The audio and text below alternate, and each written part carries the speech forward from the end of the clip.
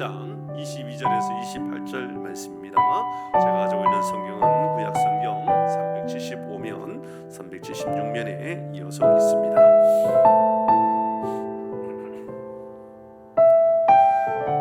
사사기 8장 22절에서 28절 말씀입니다. 교독해서 읽겠습니다. 그때에 이스라엘 사람들이 기드온에게 이르되 당신이 우리를 미디안의 손에서 구원하셨으니 당신과 당신의 아들과 당신의 손자가 우리를 다스리소서 하는지라.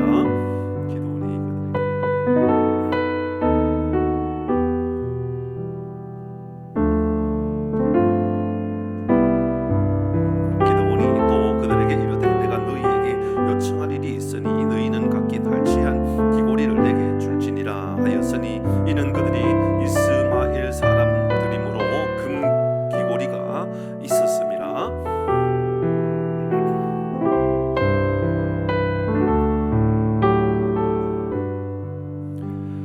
기드온이 요청한 금 귀고리의 무게가 금 1700세겔이요 그 외에 또 조승달 장식들과 폐물과 미디안 왕들이 입었던 자색 옷 의복과 또 그 외에 그들의 낙타목에 둘렀던 사설이 있었더라. 기드온이 그 금으로 에봇 하나를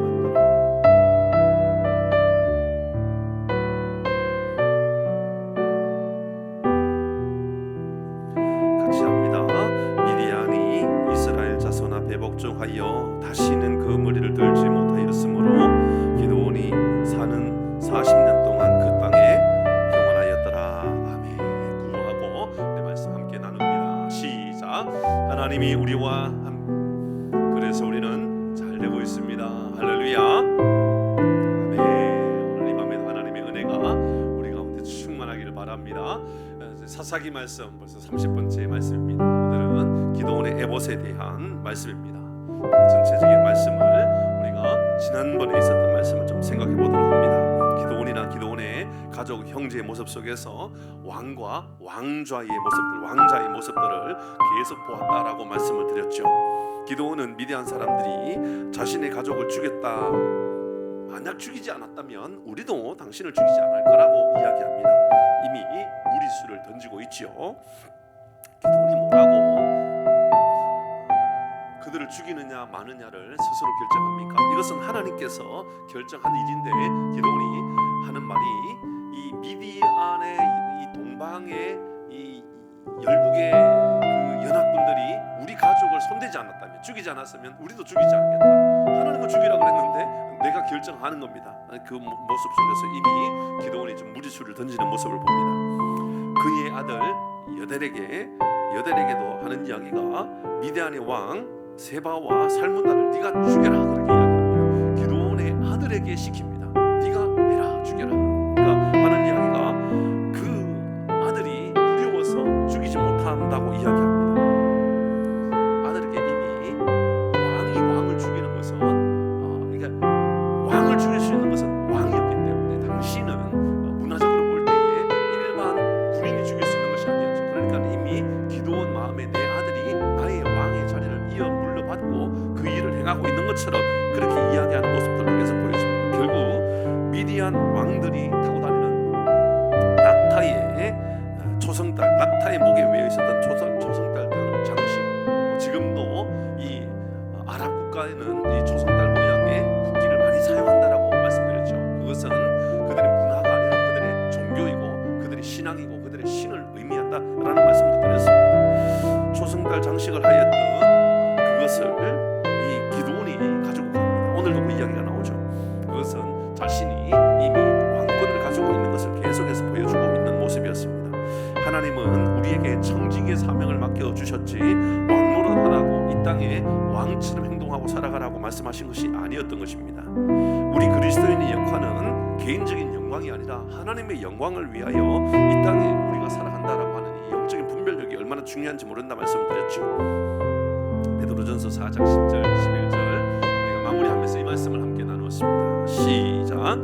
각각 은사를 받은 대로 하나님의 여러 가지 은혜를 맡은 선한 청지기 같이 서로 봉사하라. 11절입니다. 만일 누가 말하려면 하나님의 말씀을 하는 것 같이 하고 누가 봉사하려면 하나님이 공급하시는 힘으로 하는 것 같이 하라. 이는 범사의 예수 그리스도로 말미암아 하나님이 영광을 받으시기에 하려 함이라 하미니 그에게 영광과 권능이 세세에 무궁하도록. 이 말씀입니다. 목회 현장도 그렇습니다.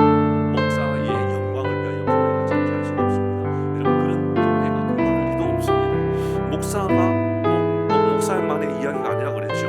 목사도 섬기는 사람이어야 되고 여러분도 섬겨야 할 사람입니다. 목사가 성도를 섬기니 성도는 섬김을 받으면 된다라고 말하는 것이 아닙니다. 목사가 성도를 섬기면 여러분도 섬겨야 됩니다. 목사가 성도를 가장 잘 섬기는 방법은 뭐냐? 성도를 위하여 말씀을 잘 준비하는 겁니다. 맞죠? 그죠? 가장 말씀을 잘 준비하는 겁니다. 여러분, 목사가 엄청난 부자여서 그럴 리도 없겠지만 목사가 엄청난 부자여서 여러분에게 용돈을 나누어 주면 목사가 섬기는 겁니까? 아닙니다. 그것은 망하는 길입니다. 얼마나 잘못된 일이죠. 목사가 성도를 잘 섬기는 방법은요, 이 말씀을 잘 준비하는, 끊임없이 쌓고 말씀이 내게 마음에 녹아지고 있는지, 내게 주시는 레마의 말씀으로 다가오고 있는지, 마음에 녹아지고 있는 말씀, 내 심령에 새겨지는 말씀으로 내게 입혀지고 있는지, 그래서 그 말씀을 내가 전달하려고 애를 쓰고 있는지 라고 하는 마음을 가지는 것 얼마나 중요한지 모릅니다. 성도가 잘 섬기는 것, 여러분, 성도가 성도를 위하여 연약한 이들을 돌아보는 것도 마찬가지입니다. 여러분, 그렇게 섬기는 것도 우리 모두가 가져야 됩니다. 누군가를 섬기고 누군가를 섬김을 받아도 되는 것이 아닙니다. 간혹은 여러분, 연세 많으신 분이나 간혹은 또 연약한, 육신적으로 많이 연약한 분들은 이제는 내가 섬김을 받아도 되지 라고 생각하면 오산입니다. 성경은 그렇게 말하고 있지 않습니다. 연세 많으신 분들이 섬길 수 있는 방법이 있을까요? 없을까요? 있지요. 있습니다. 가난한 사람은 섬김을 무조건 받아야 됩니까? 그 사람도 섬길 길이 있습니까? 있습니다.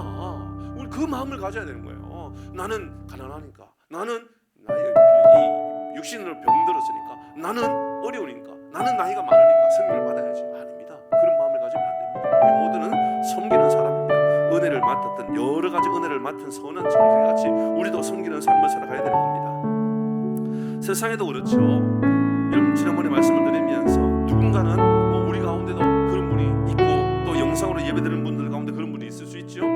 어떤 분은 사장일 수도 있고, 회장일 수도 있고, 대표일 수도 있고, 그러니까 그 사람은 섬김을 받아야 되고, 그 사람은 다른 사람을 섬길 필요가 없습니까? 그렇지 않습니다. 여러분, 주어져 있는 역할을 잘 감당하는 것이 잘 섬기는 겁니다. 사장은, 오너는 그 주어진 일들을 잘 섬겨서 직원들이 어려움 없이 일을 잘 감당하고 합당한 대가를 받게 해주는 것도 잘 섬기는 것입니다. 맞죠? 그죠?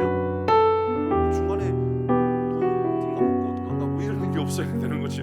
이런 그것도 나쁜 짓인 겁니다. 섬기는 바른 길은 주어져 있는 역할을 잘 감당하는 겁니다. 자, 오늘 본문의 말씀을 이제 이어서 어떻게 우리에게 알려주고 있는지를 하나하나 점검해보고 또 적용해보도록 하십시다. 22절, 오늘 본문 22절입니다. 같이 읽어봅니다. 시작. 기드온에게 이르되 당신이 우리를 미디안 손에서 구원하셨으니 당신과 당신의 아들과 당신의 손자가 우리를 다스리소서 하는지라. 이스라엘이요, 기드온을 왕으로 삼고자 합니다. 당신과 당신의 아들과 당신의 손자가 우리를 다스리도록 하라라고 이야기합니다. 왕이라는 표현을 하지 않지만 왕과 똑같은 지위를 가지고 왕의 역할을 당신과 당신의 아들과 당신의 손자가 할 수 있도록 하라라고 이야기합니다. 이는 분명히 이 전쟁의 승리를 기드온 당신으로 말미암아 이루어졌다라고 하는 이스라엘 백성들의 생각이었습니다. 그런데요, 여러분, 이 문제가 가장 심각한 것 아닙니까? 이 전쟁의 승리를 이끌어가는 분은 기드온입니까? 하나님입니까? 기드온이 했던 역할은 도대체 뭡니까? 기드온이 뭐 대단한 일이 있었습니까? 아닙니다. 기드온은요, 스스로가 보아도 쪼다 같은 인생이었습니다. 그는 숨어 있는 사람이었고, 그는 연약한 사람이었습니다. 뭐 대단한 능력이 아무것도 없는 사람이 기드온이었습니다. 다만 하나님께서 그에게 끊임없이 설득했습니다. 기드온은 못한다고 도망가고, 하나님께서 또 설득하고, 그러면 하나님 기적을 보여주시면 내가 믿겠다고, 기적 보여주니까는 이번만이 아니라 한 번만 더 하겠습니다라고 하면서 또 하나님께 시험하면서, 하나님 이번만 다시 한 번 더 기적을 보여주면 내가 하나님 말씀 순종하겠습니다. 그러면 기드온이 순종한 겁니까?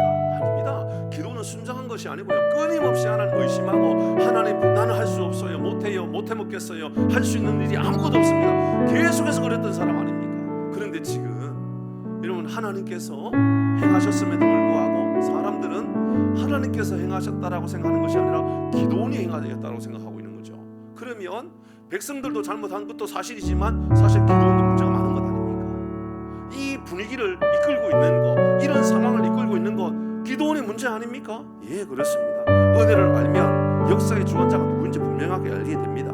누가 우리의 삶을 주관하시는지 분명하게 알게 된다, 그 말입니다. 우리를 다스리시는 분이 오직 하나님 한 분이라고 하는 명백한 사실을 잃어버리고 있는 이스라엘 백성들, 이로 인하여서 이런 기도원도 비슷하게 아닌 것처럼 하면서 비슷하게 행동하는 그 모습을 오늘 말씀을 통해서 계속 보게 될 겁니다. 자, 23절 24절을 볼까요? 같이 읽어봅니다. 23절 24절입니다. 시작. 기도원이 그들에게 이르되 내가 너희를 다스리지 아니하겠고 나의 아들도 너희를 다스리지 아니할 것이요 여호와께서 너희를 다스리리라 하니라. 24절입니다. 시작. 기도원이 또 그들에게 이르되 내가 너에게 요청할 일이 있으니 너희는 각기 탈취한 귀고리를 내게 줄지니라 하였으니 이는 그들이 이스마엘 사람들이므로 금 귀고리가 있었음이니라. 여러분 보시지요. 이러한 이스라엘의 제안 앞에 자신이나 자신의 자녀들이 다스리지 않겠다라고, 오직 다스리는 분이라고, 다스리는 분은 오직 하나님 한 분이라고 명백하게 분명하게 이야기합니다. 참 잘된 표현 아닙니까? 그럴듯한 표현입니다. 매우 적절한 표현입니다. 그런데 이 고백의 진정성이 의심스럽습니다. 왜 그렇습니까? 23절에서는 분명히 하나님께서 다스린다고 말했으면 그것이 그대로 진정성 있게 이야기한 것이 그대로 삶으로 드러나야죠. 근데 24절은 그렇지 않지 않습니까? 전혀 진정성이 없습니다. 말은 하나님께서 다스린다고 말하면서 실제로 행동은 그렇지 않는 모습입니다. 기도원은 자신들을 다스리 달라고 한 이스라엘 백성들을 거절합니다. 하지만 전쟁에서 탈취한 물건들을 나한테 가지고 와라 라고 이야기합니다. 말은 하나님이 우리를 다스린다. 그런데 실제로 이 전쟁에 가장 기여한 사람, 이 전쟁의 승리를 이끌어간 사람은 나니까 나한테 탈취한 모든 물건을 가지고 와라, 이렇게 말합니다.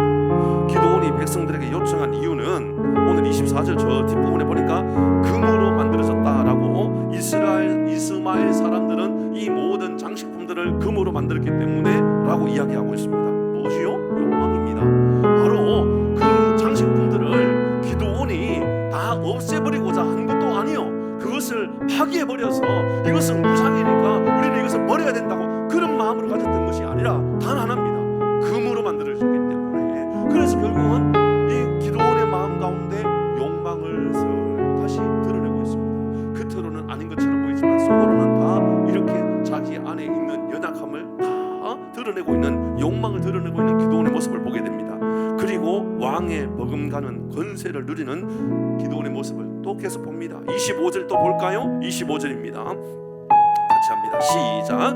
무리가 대답하되 우리가 즐거이 드리리다 하고 겉옷을 펴고 각기 탈취한 귀고리를 그 가운데 던지니 기도원이 요청한 금 귀고리의 무게가 26절 없습니까?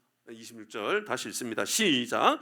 기도원이 요청한 금 귀고리의 무게가 금 1700세겔이요 그 외에 또 초성달 장식들과 폐물과 미디안 왕들이 입었던 자색 의복과 또 그 외에 그들의 낙타목에 둘렀던 사슬이다. 여러분, 백성들이 즐거이 드린다고 말합니다. 죄송하지만 저는 여기에서도 진정성이 의심됩니다. 여러분, 기도원이 요청합니다. 그 금귀고리하고 물건들 다 가지고 와라. 그때 백성들이 300명의 용사를 비롯하여서 탈취한 물건이니까, 그러니까는 정말 마음 편하게 즐거운 마음으로 줄 수 있을까요? 없을까요? 내놓으라고 하면 즐거운 마음으로 드릴 수 있습니까? 진정성이 좀 의심됩니다. 무슨 말이냐면 이스라엘 백성들 마음 안에는 즐거이 드립니다 라고 말하지만 원어의 말씀에 보면 이 마음이 굉장히 좀 의구심 있는 그런 표현들이 좀 나타나기 사실입니다. 무슨 말이냐면 즐거이 드릴 수밖에 없는 마음들. 만약에 이 상황에 기도원에게 잘 보여야 됩니까? 밉비해도 됩니까? 무조건 잘 보여야 되는 거예요. 기도는 지금 아주 탁월한 왕권을 가지고 있는 모습으로 비춰지고 있는 겁니다. 그러니까 이스라엘 백성들은 던지긴 던지지만 즐거운 마음으로 던지지만 속으로는 전혀 그렇지 못한 속내를 가지고 있는 그 모습을 그대로 봅니다. 혹시 무서워서 기도원 앞에 드리는 것은 아닌가? 혹시 두려워서 그런 것 아닌가? 이런 백성들이 기도원을 통하여 두려운 마음이 생긴 것은 아닌가라고 하는 그런 마음들이 다 우리 본문의 말씀을 통하여 읽으면서 느껴지지 않습니까? 기도원에게 드린 이런 금의 무게가 1700세겔이랍니다. 1700세겔. 이게 얼마나 될까 알아보았더니 한 세겔이 11.4g이랍니다. 11.4g.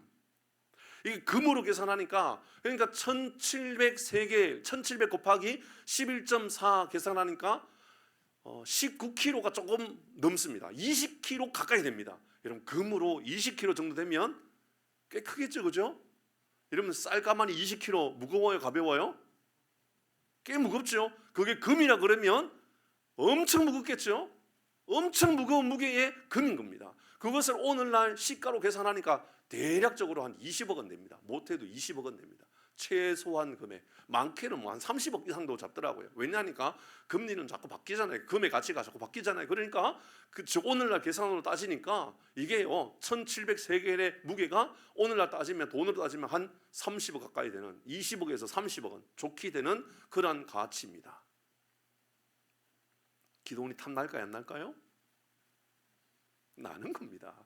여러분 주변 앞에 그런 금덩어리가 있으면 뭐 탐까지는 안 나도 탐이 안 날까요? 날 것 같은데요.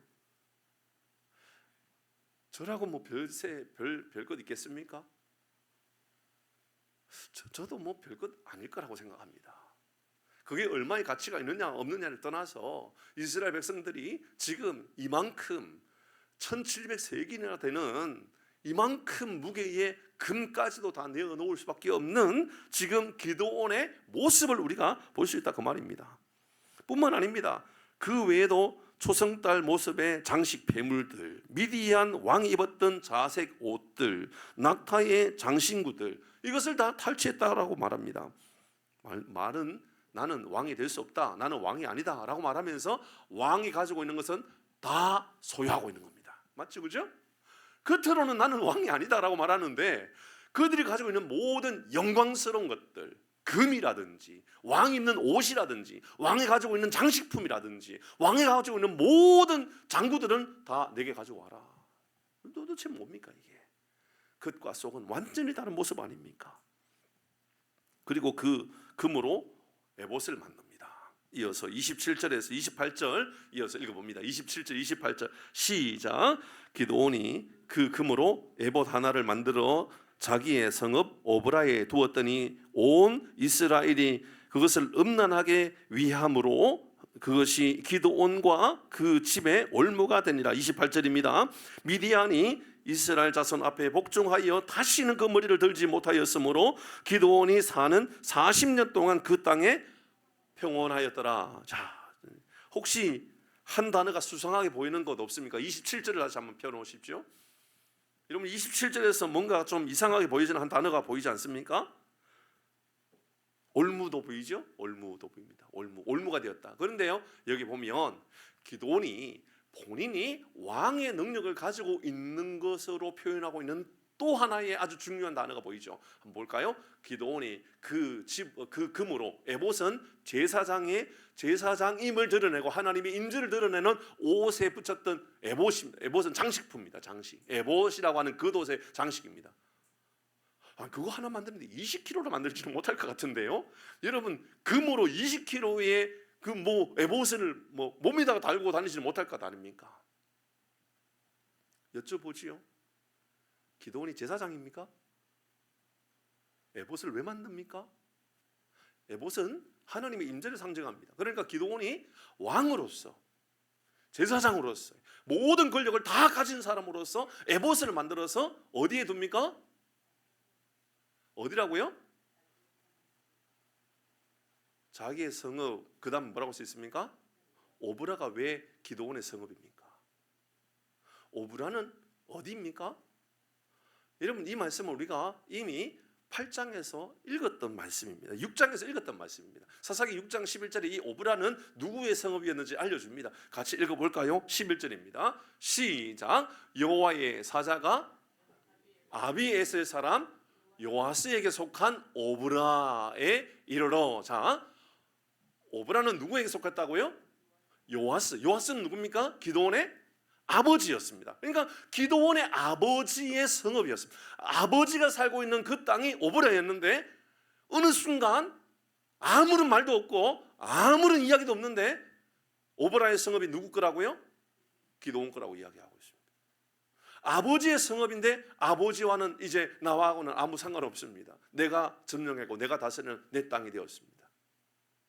이게 지금 기드온의 모습들입니다. 놀랍습니다. 아버지의 성읍으로 불려졌던 오브라, 이제 기드온의 성읍이 되었다라고, 내 성읍이라고 이야기합니다. 그리고 그 성읍에 지금 에봇을 갖다 놓습니다. 금으로 만든 장식, 이것을 만들어서 제사장에게 사용하는 것이 아니라 내 성읍에 갖다 놓고 이곳에 하나님의 인재라고, 하나님께서 항상 임재하시고 하나님께서 돌보시는 땅이라고 말하고 있는 겁니다. 사실 알고 보면 하나님의 돌보심의 땅이라고 말하고 있는 것이 아니라 내 권력이 여기 있다, 내 능력이 여기 있다, 아무도 함부로 할 수 없는 내 능력이 이곳에 있는 것이다 라고 사람들에게 지금 보여주고 있는 겁니다. 접근하지 말라는 겁니다. 함부로 하지 말라는 겁니다. 이곳이 하나님이 나와 함께 하시고 내 능력이 여기 있다, 달리 말하면 내 능력이 여기 있다는 것을 드러내고자 하는 것이죠. 하나님의 능력에 탈을 쓰고 내 능력이 중심이 여기 있다는 것을 계속 보여주고 싶었던 겁니다.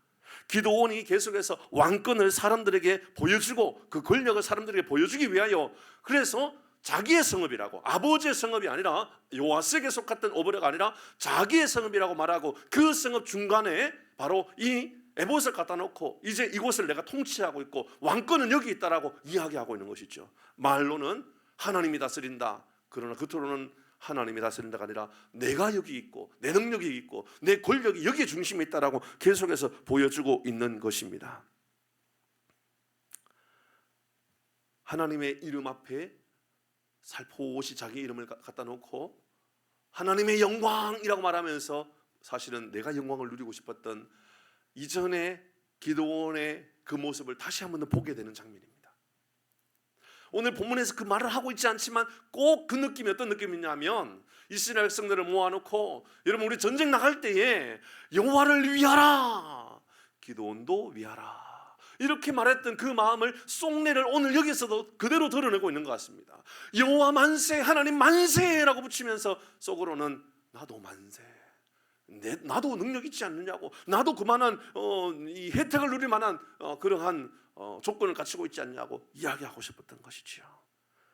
지금도 여전히 아버지의 성읍을 자신의 성읍으로 만들어서 자신의 영광의 중심을 그곳에 두고 싶었던 기드온의 마음을 보고 있는 겁니다. 기드온은 금으로 에봇을 만듭니다. 그리고 에봇을 자기의 성읍에 두었다라고 이야기하죠. 그런데 이는 자신의 욕망, 능력의 도구로 에봇을 사용하고 있음을 보여주는 장면입니다. 그래서 27절에 이 에봇이 이스라엘에게 음란을 만들었다라고 말합니다. 에봇은 음란이 아닙니다. 하나님의 인재를 의미하는 순결을 의미하는 겁니다. 근데 하나님의 순결이 아니라 여러분 그곳에서 이방신을 섬기는 것과 똑같은 방법으로 섬기고 있다는 겁니다.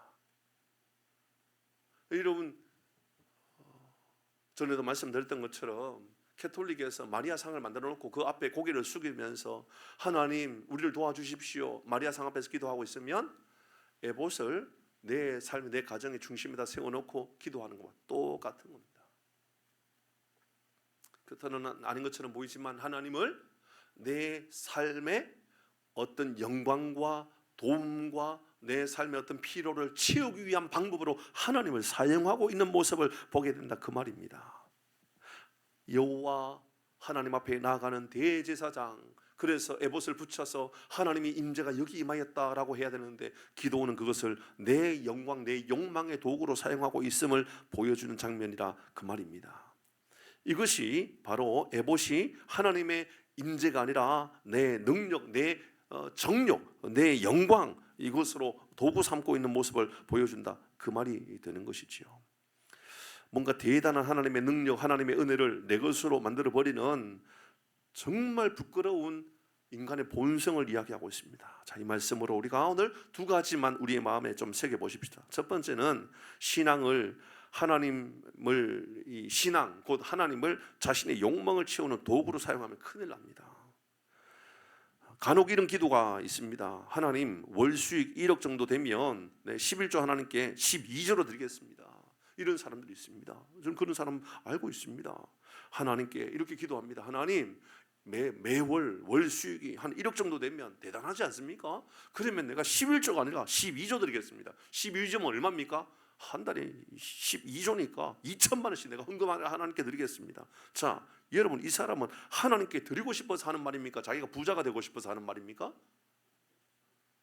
그겁니다. 에봇을 이렇게 사용하고 있는 겁니다. 기도를 이렇게 사용하고 내 욕망을 채우기 위한 도구를 이렇게 사용하고 있다, 그 말입니다. 그 사람이 지금 하고 싶은 것은 하나님과 거래해서라도 내가 부자가 되고 싶은 겁니다. 내가 얼마만큼 많이 드려야 되겠다가 아니라 나를 하나님 부자 세워주시면 내가 하나님께 이거 드리도록 하겠습니다. 이게 얼마나 못돼 먹은 마음입니까? 우리는 그 사람이 얼마나 헌금을 더 많이 하고 싶은 사람이 아니라는 것을 너무 잘 알고 있습니다. 그 사람은 얼마나 더 많이 소유하고 싶고 얼마나 더 많이 욕망 속에 살고 싶은지를 우리는 다 알고 있다, 그 말입니다. 가장 부끄러운 것은요, 순수하게 하나님을 만나고 하나님과 교제해야 되겠다, 하나님과 함께하는 삶을 살아가야 되겠다가 아니라 하나님을 이용하여서 내가 얼마나 대단한 사람이 되어볼까, 내가 얼마나 대단한 능력을 갖춘 사람이 되어볼까라고 만들어가는 이 불순한 마음이 진짜 문제야, 그 말입니다. 다윗은 밧세바와 동침하여 범죄에 이르게 되었죠. 그리고 하나님께 자신이 정말 하나님께로 나가면서 필요한 것이 무엇인지 알게 되었습니다. 여러분, 밧세바를 범했다라는 것은 욕망에 넘어졌다라는 것 아닙니까? 욕망에 넘어졌던 이 다윗이 하나님 앞에 이렇게 말합니다. 진짜 내게 필요한 것은 바로 시편 51편 10절에서 12절의 말씀에 다윗이 이렇게 말합니다. 같이 읽어봅니다. 시작. 하나님이여, 내 속에 정한 마음을 창조하시고 내 안에 정직한 영을 새롭게 하십시오. 무슨 말입니까? 하나님 앞에 정직한 마음을 내게 주십시오. 정직한 영을 내게 새롭게 해주십시오. 마음이 좀 깨끗한 사람이 되게 해주십시오. 사랑하는 교회 여러분, 여러분의 마음이 하나님 앞에 정직한 마음, 깨끗한 마음이 될 수 있기를 바랍니다. 11절입니다. 시작. 나를 주 앞에서 쫓아내지 마시며 주의 성령을 내게서 거두지 마소서. 이것이 다윗의 간절한 마음입니다. 하나님, 나를 쫓아내지 마시고 내 마음 안에 정한 마음을 좀 주십시오. 12절입니다. 시작. 주의 구원의 즐거움을 내게 회복시켜 주시고 자원하는 심령을 주사 나를 붙드소서. 여러분, 다윗은 하나님 앞에 가장 두려웠던 것이 내 욕망을, 하나님의 능력으로 욕망을 채웠던 나의 연약함을 하나님께 아뢰면서 이로 인하여 내 영적인 눈이 어두워질까 봐 두려웠던 겁니다. 하나님께서 내 삶에서 떠나버릴까 봐 두려웠던 겁니다. 그래서 하나님, 내게 구원의 즐거움을 회복시켜 달라고, 구원의 은혜를 내게 회복시켜 달라고 그렇게 간절한 마음을 가지고 하나님께로 나갔던 겁니다. 왜 이렇게 다윗이 하나님 앞에 정직한 영을 새롭게 해달라고 기도했을까요? 거짓된 믿음, 욕망으로 가득 찬 믿음의 결과는 결국 하나님을 떠나게 되는, 하나님 나를 붙잡아 주십시오라고 하는 이 말씀이, 나를 붙잡고 계시는 하나님이 떠나버릴 수도 있다라고 하는 그러한 마음 안에 근심이 있었다, 그 말입니다. 정한 마음, 정직한 영이 무엇입니까? 하나님 앞에 청결한 마음 아닙니까? 깨끗한 마음 아닙니까? 여러분, 우리가 잘 알고 있는 예수님께서 우리에게 복음의 말씀을 증거하셨던 첫 메시지 있지 않습니까? 산상수훈의 말씀에 보면 우리에게 마태복음 5장 8절에 이렇게 가르쳐 주지요. 시작. 마음이 청결한 자는 복이 있나니 그들이 하나님을 볼 것이요. 하나님을 볼 수 있는 사람의 마음은 어떤 마음이라고요? 마음이 청결한 사람. 여러분, 마음이 하나님 앞에 청결한 마음을 가지고 살아가기를 바랍니다. 그래, 하나님을 만나는 겁니다. 하나님과 교제하는 삶을 살 수 있게 되는 겁니다. 우상 숭배는 곧 음란이라고 성경은 얼마나 우리에게 알려줍니까? 우리의 신앙이 욕망의 도구가 아니라 은혜의 통로가 되고 하나님 나라로 향하는 통로가 되는 삶을 살아가야 되지 않겠습니까? 그래서 바울이 디모데에게도 말씀을 가르치면서 이렇게 편지하지 않았습니까? 디모데후서 1장 3절에서 5절입니다. 같이 읽습니다. 시작. 내가 밤낮 간구하는 가운데 쉬지 않고 너를 생각하여 청결한 양심으로 조상적부터 섬겨오는 하나님께 감사하고, 자 3절 말씀을 보니까 너를 생각하면서 청결한 양심으로 조상 때부터 섬겨오는 하나님께 감사하고, 여러분 그의 마음 안에 청결한 마음을 가지고 깨끗한 마음을 가지고 하나님을 섬기는 것, 이것이 바로 바울이 디모데에게 가르치었던, 디모데 너는 바로 이런 사람이라고, 청결한 마음을 가지고 목회하려고 하는 것 바로 너의 마음 아니냐라고 알려주고 있지요. 4절입니다. 시작. 내 눈물을 생각하여 너 보기를 원함은 내 기쁨이. 아멘. 5절입니다. 시작. 이는 내 속에 거짓이 없는 믿음이 있음을 생각합니다. 됐습니다. 여기까지만 봐도 될 것 같아요. 이는 내 속에, 너의 속에 거짓이 없는 믿음을 생각했다. 거짓이 없는 믿음이 있는 그러한 디모데를 축복하고 칭찬하고 있는 것이지요. 사랑하는 교회 여러분, 우리에게 필요한 것은요, 순결한 믿음, 청결한 믿음, 청결한 마음을 가지고 하나님 앞에 나아가는 이 믿음을 우리 가운데 가질 수 있기를 주의 이름으로 축복합니다. 한 가지 더 볼 것은요, 하나님을 왕으로 섬기는 일에 방해되는 것을 경계하셔야 돼요. 하나님을 왕으로 섬기는 일에 경계해야 돼요. 하나님을 섬기는 일에 방해되는 것들요, 자신이 실제로 원하지 않았지만 의도와는 상관없이 왕이 될 수 있죠. 실제로 기드온처럼 나는 절대로 왕이 되고자 하는 마음이 전혀 없을 수 있는 겁니다. 그가 했던 말이 쏙과 끝이 다른 그 모습이 아니라 진짜 실제로 기드온의 마음에 나는 왕이 될 마음이 전혀 없다라고 하는 마음이 진짜 있을 수 있거든요. 그런데 상황이 여의치 않는 거예요. 여러분 다 그렇지 않습니까? 지금 우리나라의 대통령이 처음에 자기가 대통령이 될 거라고 생각했을까요? 아니잖아요. 아닐 수 있잖아요. 그런데 하다 보니까, 어쩌다 보니까 역사가 또 그런 사람을 만들 수도 있는 겁니다. 우리도 그럴 수 있는 겁니다. 예를 들어서 저도 그런 거예요. 그런 일이 거의 없을 거라고 거의 99% 생각하지만, 만약에 우리 교회가 한 10만 명 모이는 교회가 됐다고 생각해 보십시다. 10만 명 모이는 교회, 아무도 안 놀리잖아요, 그죠? 10만 명 모이는 우리 교회가 됐으면 우리 교회 가장 이름이 알려질 사람은 누굴까요? 제 이름이 드러나게 될 거라고요. 교단에서, 한국 교회에서요, 제 이름을 팔아먹으면서 막 별의별 이상한 일에 자꾸 장자리를 맡길 겁니다. 무슨 협회 장, 무슨 장, 별장 다 갖다 놓을 겁니다, 그죠? 그럼 저도 모르는 사이에 제가 대단한 사람이 된 것처럼 저도 생각할 겁니다. 그렇죠? 여러분 네라고 말하지 않아도 됩니다. 저도 제가 알고 있거든요. 저도 그럴 수 있는 사람이라고요. 우리 모두도 그렇지 않겠습니까? 만약에 이곳에 우리 장로님 어느 하나님께서 돈을 주셨는데 감당할 수 없을 만큼 엄청난 돈을 주셨다라고 여겨보잔 말이에요. 그러다가 노예 일을 하고 또 총회 일을 하다 보니까는 목사님 장로님 인품도 있겠다, 물질도 있겠다, 그러면 장을 하십시오. 그런 일이 생길 수도 있잖아요, 그죠?